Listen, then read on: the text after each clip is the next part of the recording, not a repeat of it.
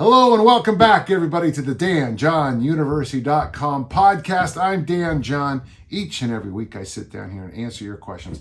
Really appreciate this week. We have a lot of questions as we get closer and closer to episode 300. This is episode 296. And what fuels this podcast is your questions. If you have questions, send them to the podcast at this address, podcast@DanJohnUniversity.com. I love answering your questions. I enjoy it. It's kind of fun to see the subscriber numbers going up. I love it if you would subscribe or do whatever you're supposed to do.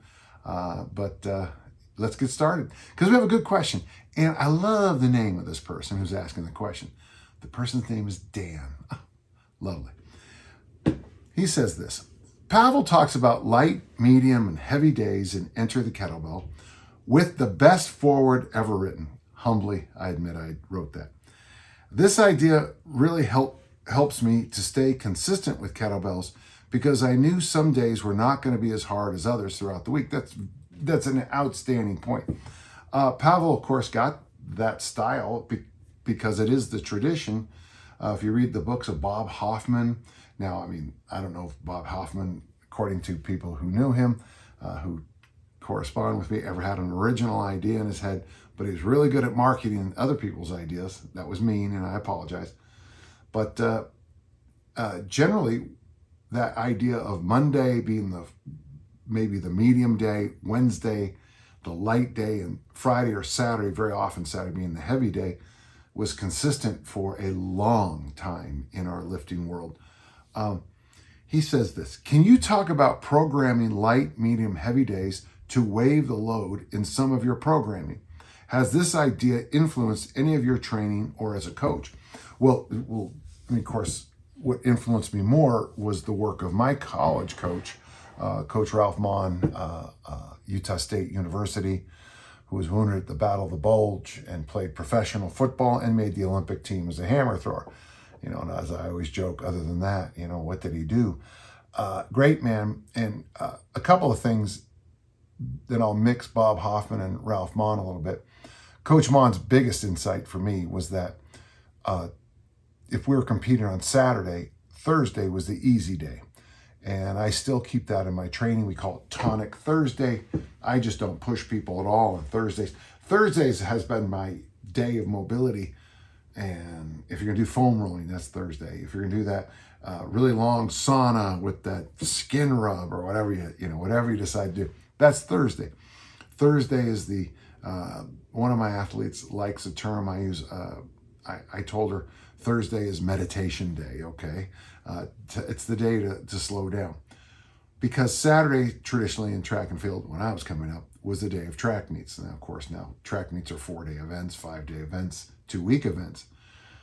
So, in a sense, Saturday would be the heavy day. Okay, because that's when you compete.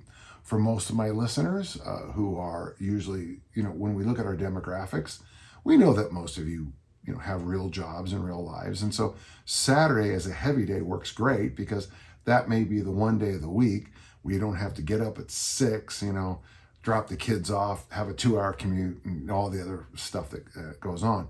So Saturday might be the day you roll out of bed and instead of, dealing with the kids because they're watching, whatever, I guess they don't watch Saturday morning cartoons anymore. At least I don't know if they do.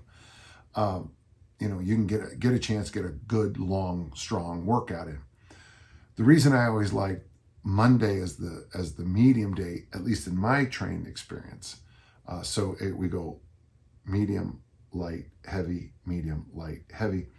Is that if you back off a little bit from the volume, and generally I love the 80-80 stuff where the medium day is 80% of the load and 80% of the reps. And I got that information from doing that from Clarence Bass through Terry Todd. And I always enjoyed that. So you look at your numbers on Saturday and you're doing 5 sets of 5, which is, 25 reps, and you're going heavy at least on 2 or 3 of the sets. All right. Well, what's complementary? What's about 80% of that? Well, you could, if you want to lighten the load, you could do 3 sets of 8, but something as simple as 3 sets of 5 or something along those lines. I know someone's out there thinking, well, how about 4 sets of 4? No, 4s are not a Fibonacci number, and I refuse to train unless it's a Fibonacci number. There, I said it. If you're doing 5 sets of 5 on Saturday and 5 sets of 3 on Monday, you drop the load, you keep the sets high, you feel good, you feel refreshed. Wednesday would be the light day. And of course, in my world, that's more of the bodybuilding day. The reps go a little bit higher. And if you are a kettlebeller, like I think Dan might be, so you can play around with two things. You can go to a lighter kettlebell. Like, let's just say you decide, and I'm not telling you to do this, just an example. You're going to do the armor building complex. Well, Saturday is a day you grind, Saturday's a day you do the 30 minutes, okay? You do the double clean for 2, the double press for 1, the double front squats for 3, put the weight down, you rest however long you rest, every minute on the minute or whatever you do, and you do 30 minutes of it, and that's a lot of work. You come around Monday and you got the medium day. Well, I would drop back a bell size. On Saturday you did 24s or 28s, drop back a bell size, you're at 20s or 24s, and maybe you do 15 to 20 minutes of it. On Wednesday, and again, this is just an example, I'm not telling you what to do, you take the 16s and you go for 10 minutes. You feel good on that Wednesday. That might be a good day to get some other stuff in, stuff you enjoy doing. Like maybe if you're a pure kettlebell person, that's a day you get those extra, you do some extra Turkish get-ups. You saw that exercise online. I love the windmill family on light days. Turkish get-ups and windmills, to quote Tim Anderson, go together like peas and carrots, in my view, on easy days. Maybe you do the windmill family on that day. I, of course, do the kneeling windmill family a lot. And just pop up on Wednesday, feel good, do extra mobility work on Thursday, make Friday a nice day to go to bed early. Just a small side thing, Dan, and I think it's helped me a lot. Now, not all are going to agree with this, of course, but I decided, a while ago now, I would say about a decade, if not a little bit longer, I decided to take, that could sound weird, I decided to take off on Fridays, which means I don't really change anything Friday night. Friday night, I don't go to a bar and have a whiskey tasting contest, with 50 different shots. No, I go to bed at my normal time on Friday nights. If I do go out, my poor daughters, I'll often go out at 4 or 5 o'clock for dinner on a Friday night if I am going out. And of course, my daughters make fun of me because they go, "Dad, so you get the senior discount?" I'm like, come on, no, that's not fair. But yeah, I do. On Friday nights, I try to be in bed at a normal time of night for me, which is honestly not that much after 9 o'clock. So on Saturday mornings, I wake up 6:30, and I can get all kinds of things. If I have to do something around the house, I've got all day to do it. If I want to work out, I got more time. If I just want to get up and go for a walk, if I just feel like reading, I got plenty of time to myself. So for me on Friday nights, if you're going to do this program, try to take Friday night off, Dan, and wake up in the morning, take care of what you have to do around the house, take care of your family, do what you have to do, and then slot that hard workout and nail it then. I hope that helped. It's such a natural way to train. I'm always amazed when I'm online and everybody seems to have these amazing, workouts every single day, and it's always a personal record, and no one ever wears their shirts in their videos. And I got to tell you, folks, and I've been candid about this for most of your listeners' whole lives. About 3 of 5 of my workouts are kind of boring. I just get the work done. 1 of 5 of my workouts is not very good at all, and 1 of 5 I'm pretty proud of. And if you do as many workouts as I have in my career, I started lifting in 1965, that 20% of your workouts being pretty good, that means a couple of my workouts are going to be outstanding. What I've learned through the years is that you're either going to have bad workouts, or you can plan a little flexibility in your workouts so that you're landing on a light day before a heavy day, so you have something to ramp up to. And I don't see the world as linear. I know some people do, and I know a lot of strength coaches believe in linear progression, and good for you. Anybody who's ever taken a math class will tell you linear progression might be fine on a piece of paper or on your computer screen, but like I always say, if you start off today, your first workout ever, and you bench 100 pounds, and every week you add 10 pounds, logically at the end of the year, you should be benching 620, or 610, I guess. I mean, that's pretty good progression in a year, and I've never seen it. So I like to see the universe. I like to see my life as a bit cyclical. That's why I love using the seasons to change my coaching. In the spring and summer, I tend to do more of what you would consider traditional bodybuilding. In the fall and winter, especially the fall, I tend to do more Olympic lifting because it's more discipline. In winter, of course, because of the weather here, I just have to be a little smarter about how I plan things according to how the weather is. I like the idea, Dan. I hope that helped. And if you have any follow-ups or ideas, reach out to me, okay? Thank you. For those of you who don't know, I spend a lot of time at the forum at danjohnuniversity.com. And I'm happy to answer on any forums that you go to. Just let me know, and I'll do my best to get there. Thank you. We have a long question from Alex, and I'm going to read it through, and I'll do my best. Since last year, I've been training with my 20 kilo bell, and I've mastered the swing. Well, that's pretty good. I can do a lot of reps and maintain good form. However, I was unable to press the bell. It has been an interesting journey for me trying to build up the press. However, since I discovered rite of passage and the ladder method, that has really worked for me. I'm currently at 4 to 5 reps for 5 sets, and very soon I'll think I'll be able to move to my newly purchased 28K bell. However, I have returned to my parents' home for Christmas, and he's up in Ballyclare, Ulster, and he noticed that the Ballyclare in Ulster. Love the flag in my garage. Yeah, my mother's family's from Ulster. That's why I have the flag up there, and I do a lot of work up in the area. And all I have to work with are a pair of 5 kilo dumbbells. I thought I could just do lots of high reps and it would keep me ticking until he returned to England and pick up my ladders.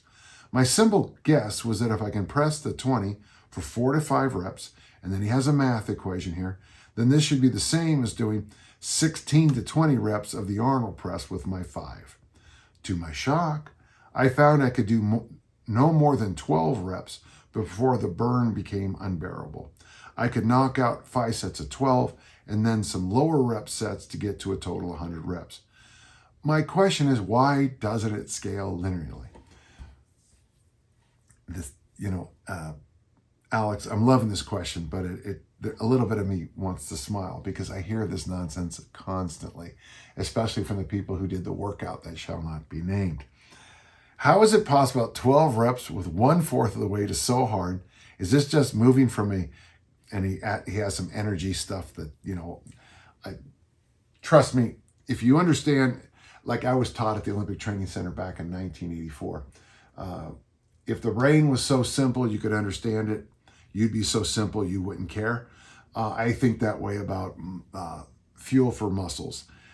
When people simplify it down the way they do, the human body is much brighter. If a certain energy system stopped, as we read online, most of us would stop, pass out on the ground for a moment while the gear change happened, leaped up and go again. And given I have discovered such a deficiency in the energy system, the power high reps, perhaps I should introduce a high rep workout once a week. So there's 2 big questions. First, let's say I can deadlift 500 pounds and the person next to me says, well, I do the same. I deadlift 50 pounds for 10 reps. And look, see, the volume, the number is the same. 500 times 1 is the same as 50 times 10. Now, Alex, if I were to tell that to you, you'd probably fold your arms and lean in like, what the hell are you talking about? Just like I just did there. When I hear people trying to equate weights, reps, sets, and then make up magic formulas, that's how I feel. To get strong, you got to have a ton of tension and you got to pull heavy iron. or whatever the tool you're using. When you start working with high reps, the rules change. You could probably, and I know this from the work of Leonard Schwartz, the guy who came up with heavy hands. There's no way I could keep up in his prime with Leonard Schwartz. Now he's no longer with us, so that's, I could probably keep up with him now. A little humor, haha, not funny. But with Leonard Schwartz and some of the other people, the long, strong people, John McKeon, which I have great respect for, they would do, for example, these workouts where they did this combination squat chin with the bar about at this height.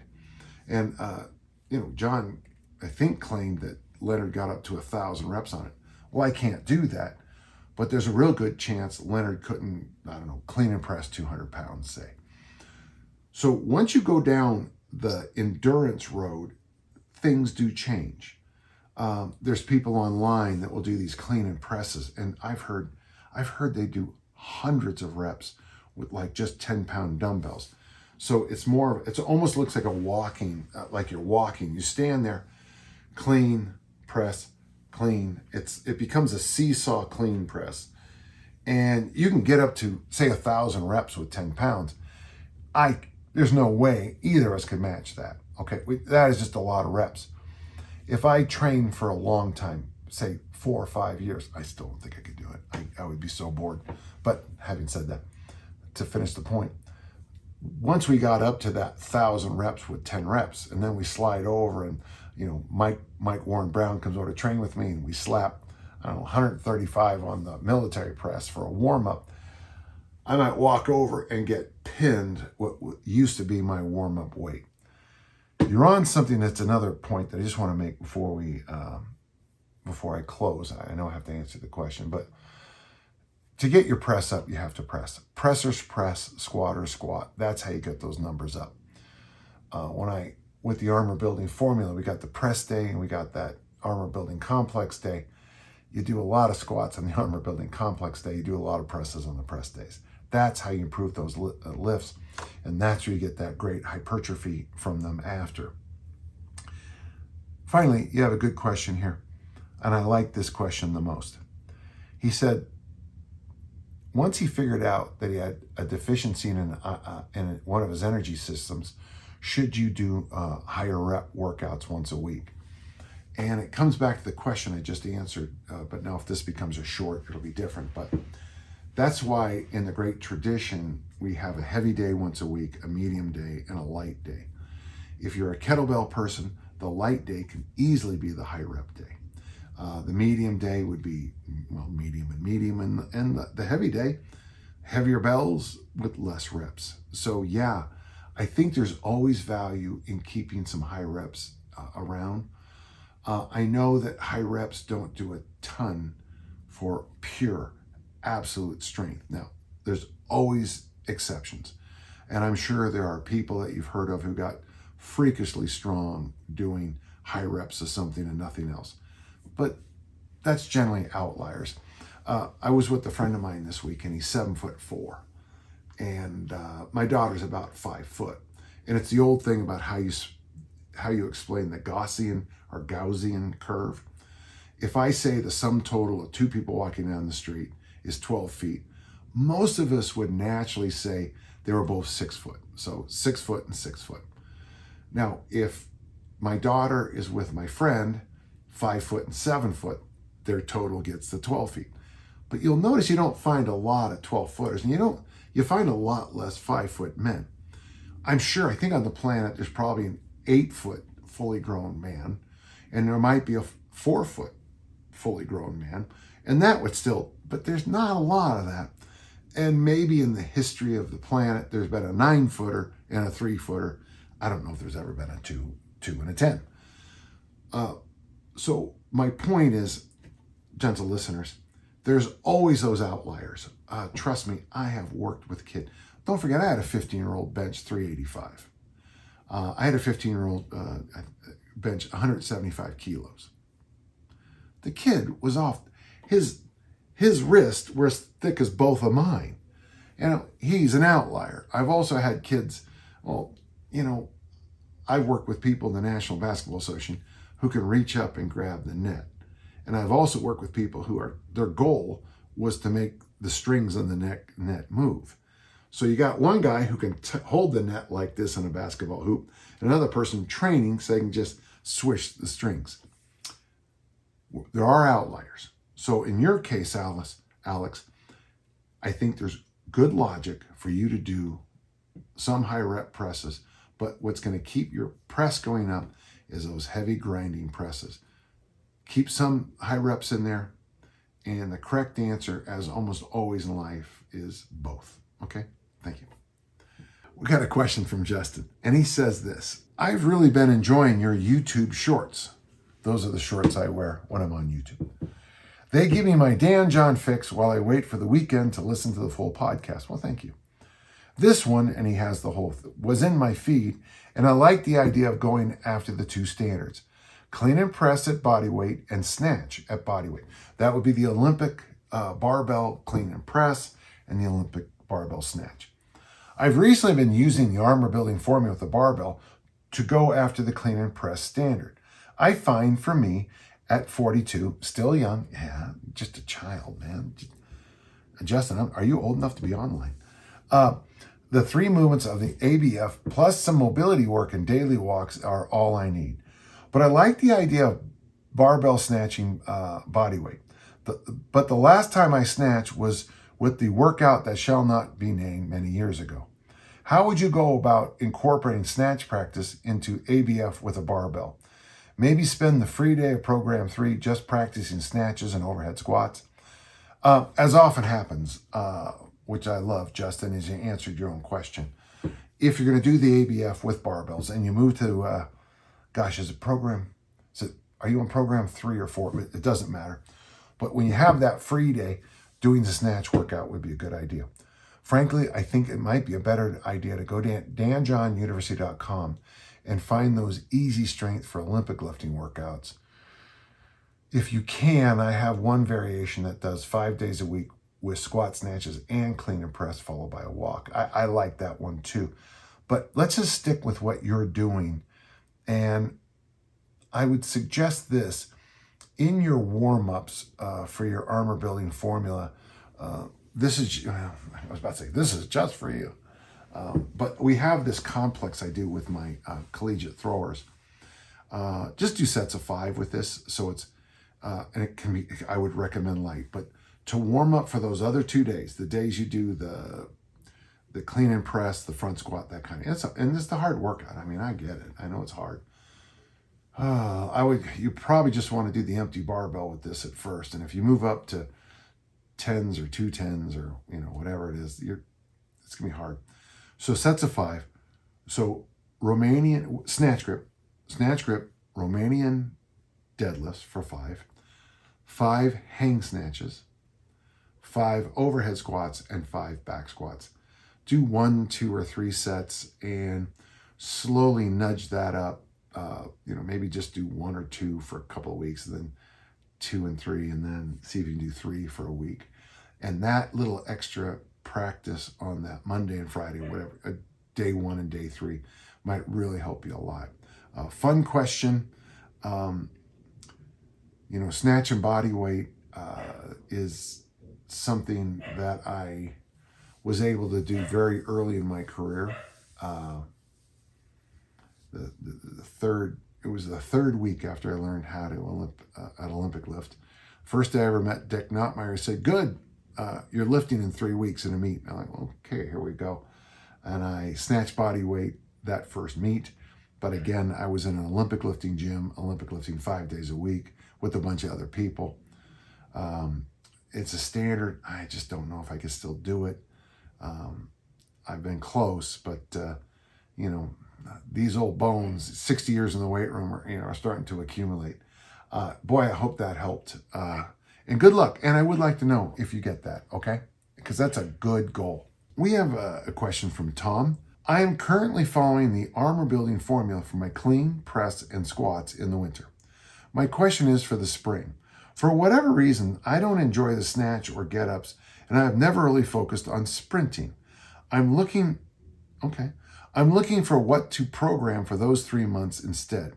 Maybe something like the humane burpee. That's an interesting one.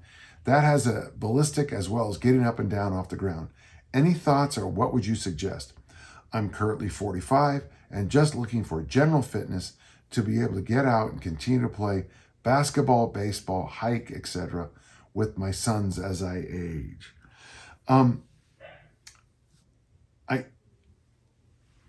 You don't actually say anything, but you say here, I've never really focused on sprinting, but is that what you want to focus on? Because if you want to focus on sprinting, I think that's a marvelous thing to do in the spring and summer. I would go online or even buy a book that has some basic sprinting drills. Boy, I tell you, on my Instagram feed, because I'm a track and field coach, there's about 1 billion of them that I've never even seen before. But, the basics are where you want to start. I like skipping, high knee bounding. And when I do the high knee bounding, the left palm always hits the right knee. The right palm always hits the left knee as you go. I get that from Tim Anderson. I also like backpedaling a lot because I think running backwards it's really hard to get hurt running backwards. And the other thing that's hard to get hurt is running sprints. For me, running hills. I knew what I meant. For me, then, the high knee work, the bounding work, we call them, my athletes call them skippity slappities or something like that. The backpedaling, the hill sprints, probably the best thing you could do. I would maybe find 1 or 2 days a week where you did all of it. But the most important thing, did it give us our age? You're 45. I would, like I joke with my sprinting program, it's called the Great 8 sprinting program. People always think I'm joking when I say this, but we start slow and then we ease off. Well, the idea is when you start a sprinting program past the age of 14 or 15, you gotta get those muscles, joints, tendons, ligaments, feetsies, ankles, knees, hips, lower back. You got to give them a little time to acclimate to this new idea you're having. My Great 8, I have several versions of it. One is that I start off and I just build up. I just kind of build up the intensity over the 8 reps, probably peaking around 6 and then easing off on 7 and 8 again. Or we do skippity slappity down and back pedal back. And if we do that, that would be a 1. Alternate hand touching, bounding down, back pedal back is 1, and you have to do 8 of those. That would be my advice for you. I don't know how valuable that was for everybody, but I got to tell you, when you add sprinting into your training, good things happen. Okay, thank you. Oh, we got a question from Graham. He says this: as everybody knows, it is a common recommendation to squat to 90 degrees, thighs horizontal. Yeah, that's not mine. I mean, I think you should squat deep. I mean, of course, I'm an Olympic lifter, but I still squat deep with my goblet squats, my overhead squats, but I don't know why people say that. But let's keep reading. I think it is obvious why this would be the case for competitive situations like powerlifting. I've been to powerlifting meets, and I've seen a lot of videos of powerlifters. A lot of powerlifters I've seen, I would call what they do a quarter squat, okay? Of course, again, I'm an Olympic lifter, so. But for those training purely for general sports performances, is there anything special about squatting 90 degrees? It seems to me that there are a few instances in real life sports where you are required maximum force production from a deep squat.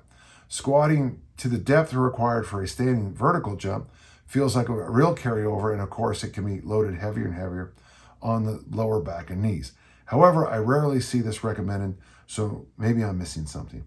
In a similar vein, I love astrograph squats when doing the ABF, but for me it limits the number of rounds I can handle, compared to squatting to 90 degrees. Would I be better only squatting 90 degrees doing ABF?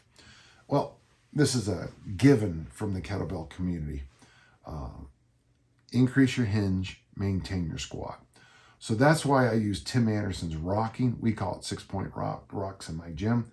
That's why I developed the goblet squat. That's why I developed the exercise goblet squat, the overhead squat. all of which I'm really proud of. I think every listener I have should daily, either through rocking a 6-point, my hands, my knees, and my toes are on the ground, and I'm doing, my chin is high and tall, my eyes are up, and I'm doing that squatting motion, very much like a baby about learning how to crawl. Goblet squats, overhead squats with a stick. Go deep on those movements. Maintain that squat. If you ever decide to make a long hike, like a 4-month hike, you'll be very happy when nature calls that you can achieve a really deep squat. Anyone's ever had to, what do bears do in the forest? If you have to do that, it does help to squat as deep as you can, and it also saves you a lot of time and energy on the cleanup phase. Yeah, I believe in deep squats.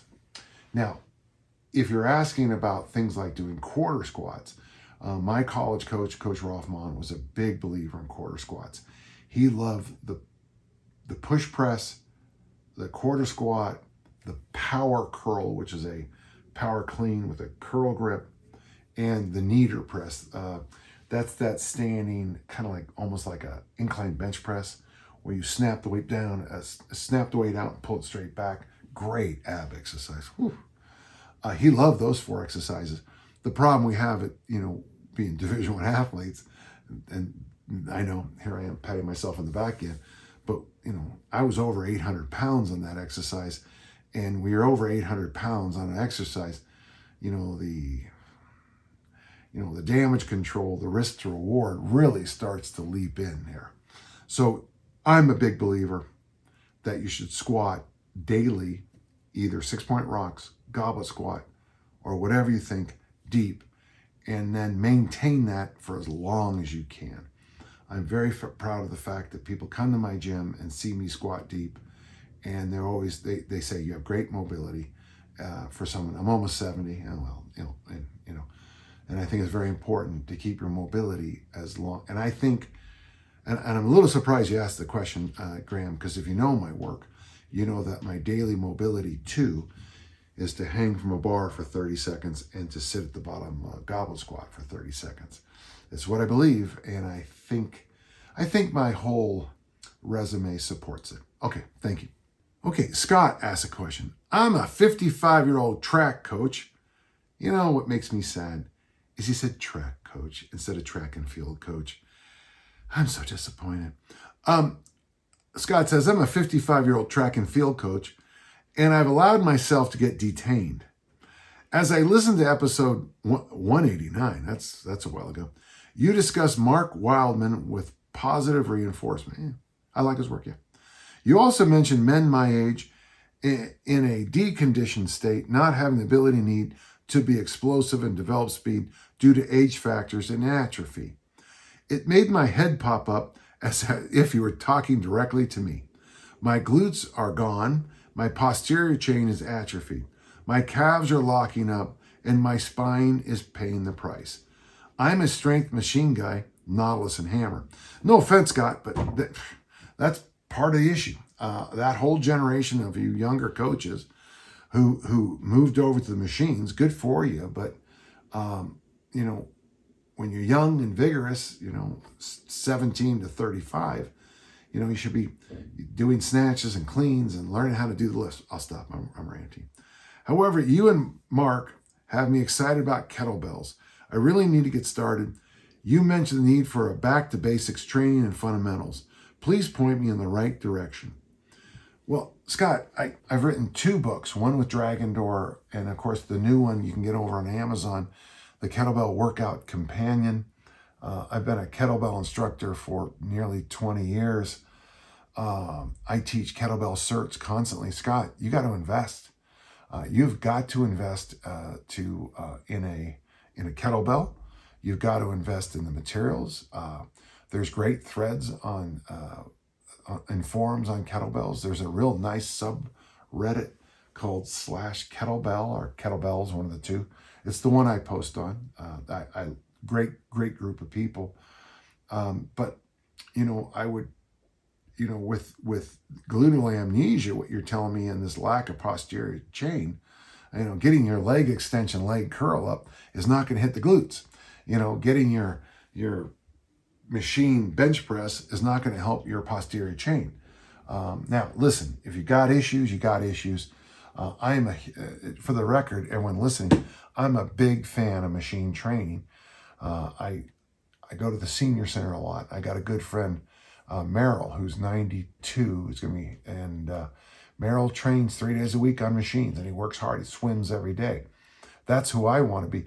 Now, how much longer I can train on kettlebells and Olympic lifts, I don't know.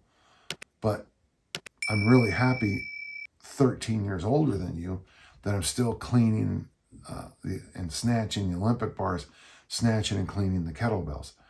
So what you need to do to get your old back strength back, sounds like a Backstreet Boys song. I'll stop right there. But yeah, I don't know if we're going to have you do swings and snatches, but you can certainly do Bulgarian goat bag swings. You can do hip thrusts. I'd love to see you do goblet squats, but you've got to wake up those glutes. And I'm going to turn you over to Brett Contreras, the glute guy, because I would suggest you start there. I do a lot of my glute work with just bands, those glute bands, the hip thrust and clamshell combination. That's what I think. And the sooner you get started, I would like to say, the better. I know I didn't mean to be shocked when I read that, but it seems really important to me and everyone listening that machine training has its place. I know bodybuilders love it, but when you get to a certain age, you got to wake up those glutes. You got to wake up the rhomboids. That's an article I wrote 20 years ago, I guess. But you got to get going on this stuff, and the sooner the better. As a track coach, you should probably have a hill or stadium steps close to you. The easiest way I know to build the glutes is start sprinting hills. So I hope that helped, and thank you, Scott. Paul asked a question. My question today is on the behalf of my beautiful wife, the hardworking matriarch of our family. As we enter our mid-50s, she has accepted that she needs to embrace resistance training to combat muscle loss and other effects of aging. I work with a lot of women in their 50s, and I got to tell you, someone got mad at me in the stuff, the comments below, that I said something along the lines, well, you should have started at 20, but I'll just not say it. But I am shocked that women still in this time, in this day and age, aren't lifting weights. Lifting weights is by far the best thing every woman I know should do. I'm looking for a program that will make her stronger overall, fitter for later parts of her life. Good, yeah, because from 35 to 55, you want to get as strong as you physically can. If she just turned 50, she's got 5 years to lay down that strength. She has no history of strength training, but we are lucky enough to have access to barbell, dumbbell, kettlebell, TRX, and everything apart from machines in our home gym. I think she could manage a 3 by 30 minute session per week. I'd like to know what programs you'd recommend for her, please. I got a simple answer for you. I started thinking that an easy strength style program of deadlift, overhead press, and hangs, squats, and suitcase carry, might be good. But then I also remember Arnold's advice of 6 months of bodybuilding training before doing any lifts. So what would your advice to be for a female complete novice in her 50s just before starting out? Well, here's the thing. When Arnold's book came out, I went to Barnes & Noble that day, and I bought the book, the first copy of the book they had.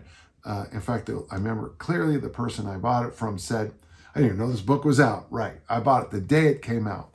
And when I went back to school, I noticed that all the frat boys were doing Arnold's 6-day-a-week program with the daily sessions. Of course, their squats were, I won't call them a squat, would be an offense to squatting. But yeah, he mentions very clearly in the book to do 6 months.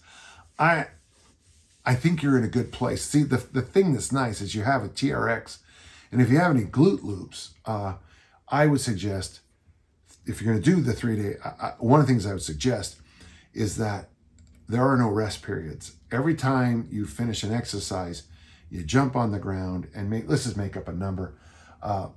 With the glute loops, 15 hip thrusts, 10 clamshells, jump back up for the next exercise.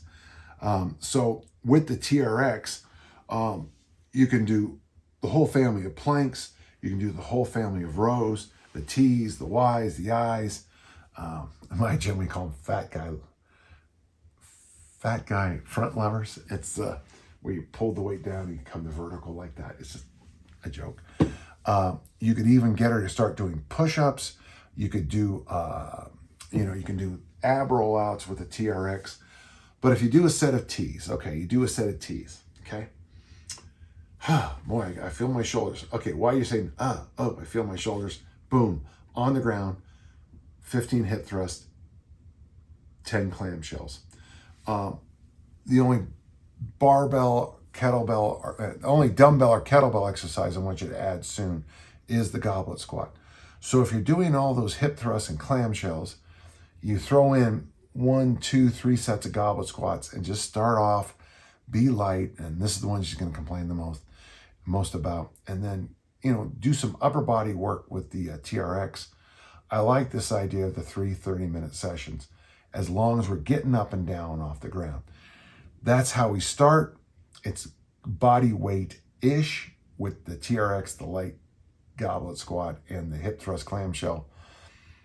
And honestly, that might be the best advice I've ever given in my whole career, because I really like that program.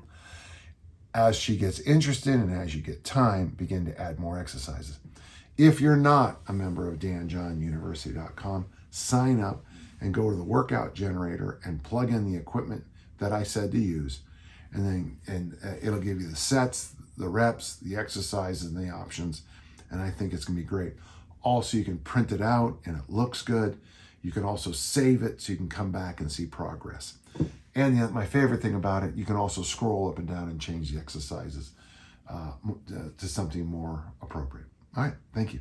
I hope you did okay on that. Thank you. Our final question today is from Hunter. This isn't a fitness question, but rather a question about love. Amor. I'm a young guy, early 20s, and I find myself trying to understand what love is. I'm curious your opinions on the subject, and I wonder if you have any advice for young guys like me trying to understand what love is at a deeper level. Well, Hunter, that's a lovely question. As I'm talking to our audience today, to today's podcast, yesterday, my daughter Kelly gave birth to my granddaughter Daisy, and when I went to the hospital, and I get emotional. It's still close, Daisy was sound asleep, and I was with Kelly's other daughter, Josephine, and to hold back my emotions, I started, she had the little beanie cap on, and she was all scrunched up, and I said to Josephine, what's funny about babies is when they're first born is they look like old men. And we started to laugh, and I said, "Well, get out of my room. I'm tired. It's too bright in here." And we just joked. And your question comes at a wonderful time for me, Hunter, because the second I saw Daisy, in fact, even before Daisy was born, I was truly and thoroughly in love. When I studied Wittgenstein, Austrian philosopher, just after World War I era, who saw some tough stuff, just like J.R.R. Tolkien and many of our other great writers of the last century, Hemingway and others. Wittgenstein, when we were studying Wittgenstein, I remember Professor Johnson talking to us about trying to define something. And he said, and he was talking about Wittgenstein, this is one of the ways he explained it.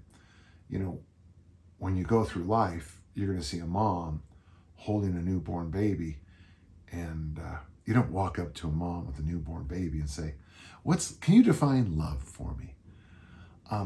Hunter, for me, anyway, there is that electric moment that I've had a few times in my life where you meet someone and you you'll literally do anything for.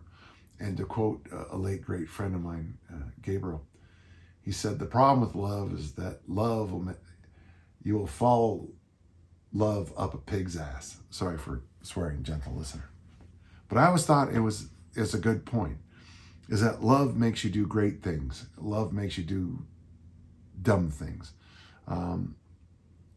For me, if I ever had to say, prove that you love your daughters, Danny, I would say, well, there was a long time where I made them breakfast and dinner. I commuted them back and forth to school and all their events. I did the laundry. I did the lawns. I did everything, because at the time Tiffany was on the road so much, and I also, while the water was boiling, I would get my easy strength workout in. After the girls would go to bed, I would do my professor work, because I was an administrator by day and professor by, online, one of the first online professors back when it really was great. Love just runs you down into the cliche factory.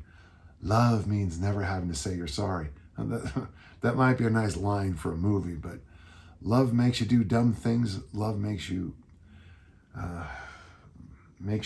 great. Also, as I'm doing this, speaking today, my niece, who's named after me, is off to a battle zone because of, I guess my family hasn't bled enough for this country.